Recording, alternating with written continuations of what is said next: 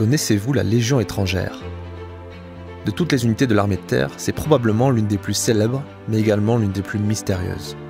Cette institution, créée en 1831 et forte de 9000 hommes, est composée essentiellement d'étrangers. Ces derniers, ayant renoncé à leur passé et fait le choix de se battre pour un pays qui n'est pas le leur, ont inspiré beaucoup d'auteurs et de scénaristes. Sergent Gagneur du 1er bataillon de marche de la Légion étrangère. Mon sergent Gagneur, et pipi. Mais qui sont ces képis blancs? Comment sont-ils recrutés et formés? Quel est leur quotidien et quelles sont leurs missions? Aujourd'hui, je vous amène dans les coulisses de la Légion étrangère à travers des reportages photos que vous pouvez retrouver dans mon dernier livre intitulé Légionnaire.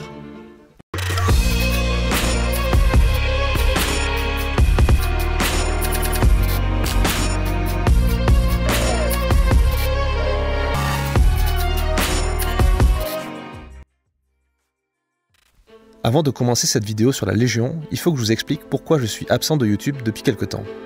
Ces derniers mois, j'étais très occupé par mon boulot de rédacteur en chef du magazine Défense Zone. Nous venons de publier le 10e numéro de notre version papier qui est enfin disponible en kiosque un peu partout en France, et j'ai accessoirement enregistré le 117e épisode du podcast. Et puis je rentre tout juste d'Ukraine, où j'ai pu me rendre sur plusieurs lignes de front dans les régions de Zaporijjia et du Donbass.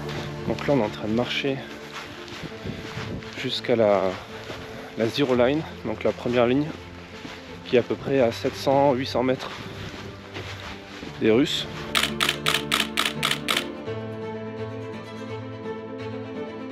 Pour l'occasion, j'étais en binôme avec Patrick Chauvel, un grand reporter qui a 50 ans de reportage de guerre à son actif et que les légionnaires connaissent bien puisqu'il les a photographiés à Kolwezi. Revenons donc à nos légionnaires et entrons ensemble dans les coulisses de cette institution passionnante à travers le sommaire de mon dernier livre, coécrit avec Jean-Raphaël Drahi, mon camarade photographe avec qui nous avons déjà publié le livre Para. Les premiers pas d'un légionnaire se font en 3 temps. Un premier temps pour le recrutement à Aubagne, la maison mère. C'est ici que se présentent les candidats afin d'être sélectionnés pour peut-être devenir des képis blancs. S'ils passent cette étape, la suite se déroule au 4e régiment étranger de Castelnaudary. Pendant 4 mois, dont un en complète autarcie dans une ferme du sud-ouest de la France, les engagés volontaires apprennent le français ainsi que les rudiments du métier de soldat. Ce n'est qu'à l'issue d'un 3e temps fort, celui d'une longue et difficile marche militaire, que les candidats peuvent enfin coiffer le fameux képi blanc.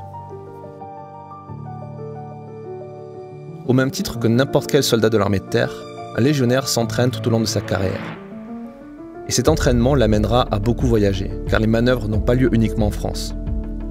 Djibouti, États-Unis ou encore Guyane, les légionnaires voient du pays et contribuent au rayonnement de la France à l'international. Mais ce que recherchent le plus ces engagés volontaires, c'est le déploiement en mission, au plus proche des combats, là où l'histoire s'écrit. Depuis sa création au XIXe siècle, la Légion est de toutes les guerres menées par la France. Dans notre livre, nous vous amenons en reportage avec nous au Mali, le dernier grand théâtre d'opération où la Légion était fortement impliquée, notamment le 2e REP, les légionnaires parachutistes que j'ai eu l'occasion de suivre dans le désert brûlant du Sahel en 2018. Puis nous allons remonter le temps en nous rendant en Estonie, en Centrafrique, en Afghanistan, en Côte d'Ivoire, au Kosovo ou encore à Haïti. Moins exotique mais tout aussi importante, les missions des légionnaires se déroulent aussi sur le territoire national, dans le cadre de Sentinelles, ou comme dans le livre Para, nous avons avec Jean-Raphaël Drahi suivi les képis blancs dans les rues de Paris et de Toulouse, nos QG respectifs. Enfin, dans les opérations intérieures, il y a également l'opération Titan, qui consiste à sécuriser le pas de tir du centre spatial de Kourou. L'occasion de nous perdre dans l'immensité de la jungle guyanaise. Nous voilà presque à la fin de cet ouvrage, et un dernier chapitre sur le rayonnement et les traditions de la Légion. La cérémonie de Cameroun, que nous avons le plaisir de photographier chaque année, mais aussi les crèches de Noël, ou encore le défilé du 14 juillet à Paris, où les légionnaires descendent toujours en bonne place les Champs-Élysées, armés de leurs fusils, leurs haches, ou encore leurs instruments de musique. Voilà, vous en savez davantage sur la Légion étrangère, ainsi que sur ce beau livre photo. Et avant de conclure cette vidéo, un dernier mot au sujet du livre Légionnaire. Il faut savoir que la préface de cet ouvrage a été rédigée par le général Thierry Burkhardt, chef d'état-major de l'armée française et officier Légion ayant débuté sa carrière au 2e REP.